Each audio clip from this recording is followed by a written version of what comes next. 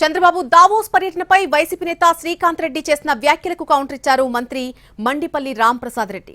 గత వైసీపీ ప్రభుత్వ పాలన వల్లే ఇలాంటి పరిస్థితి వచ్చిందని అన్నారు మంత్రి రాంప్రసాద్ రెడ్డి. పెట్టుబడులు పెట్టడానికి వచ్చిన వారిని తరిమి కొట్టిన ఘనత వైసీపీ అధినేత జగన్ కే దక్కుతుందని అన్నారు. గత వైసీపీ పాలన వల్లే పెట్టుబడిదారులు ముందుకు రావడం లేదన్నారు.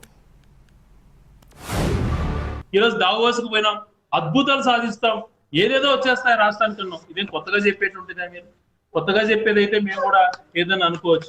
2018 నుంచి ఖచ్చితంగా ఇక్కడ వస్తానే ఉన్నాయి. రోజు రాష్ట్రానికి 150 సంస్థలు 2018లో చెప్పాం, ఎక్కడొచ్చాయి? రాష్ట్రానికి ఎయిర్ బస్ వచ్చేసింది అన్నాం. అప్పుడు ఇది చెప్పింది ఆంధ్రాకి అలీబాబా అన్నాం. 19లో దావోస్ ఉంది, ఎక్కడ అలీబాబా? ఎక్కడ? నువ్వే కదా ఉన్నావు. తర్వాత అనేక సంవత్సరాలు ప్రకాశం జిల్లాకు జిల్లాలంటివి 17లో దావోస్కు పోయినప్పుడు అదేమైందో తెలియదు. లాకీడ్ వచ్చేసింది అన్నాం, 17లో దావోస్కు పోయేసి కూర్చొని ఎక్కడొచ్చింది? దావోస్కు పోయిన తర్వాత అక్కడ పారిశ్రామికవేత్తలతో ఇండియన్ ఇక్కడి నుంచి పోయినట్టు పారిశ్రామికవేత్తలతోనే ఫోటోలు తీసుకొని ఏదో అద్భుతం జరుగుతుంది అని చెప్పి ఎవరిని మభ్య పెడతాం. అక్కడి నుంచి అక్కడ ఎంఓయూ జరిగినటువంటిది ఒకటన్నా ఇక్కడ మెటీరియలైజ్ అయిందా? ఆలోచన చేయమంటున్నా. ఎంతకాలం మనం మభ్య పెడతాం ప్రజల్ని? ఈ రోజు దావోస్ పర్యటన ఎప్పుడు జరిగిందో ఒకసారి మీరు క్యాలెండర్ లో చూడాలా.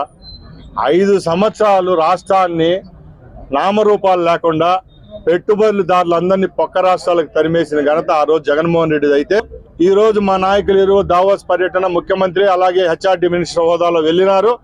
ఆ రోజు జగన్మోహన్ రెడ్డి చేసిన దాష్టికాలు ఈ రోజుకి కూడా రాష్ట్రాల్లో అయితేనేం కేంద్రంలోనైతేనేం అంతర్జాతీయంగా తెలుసు కాబట్టి ఇలాంటి తప్పులు జరుగుతా ఉన్నాయి తప్పక ఈ రోజు వైసీపీ వాళ్ళు చెప్పినట్టు ఏ విధంగా ఏ తప్పులు దొరలేదు. ముఖ్యంగా మేము ఒకటే చెప్తున్నాం, దావోస్ పోయేది కాదండి, దావోస్ పోకుండానే ఆంధ్ర రాష్ట్రంలోనే ఉండి గూగుల్ తెచ్చింది ఎవరని మేము అడుగుతున్నాం. గూగుల్ యొక్క వైజాగ్ లో గూగుల్ పెట్టేదానికి చేసింది ఎవరు? అలాగే టీసీఎస్ సంస్థ ద్వారా ఇక్కడ వందలాది అవకాశాలు కల్పిస్తామని చెప్పింది ఎవరు?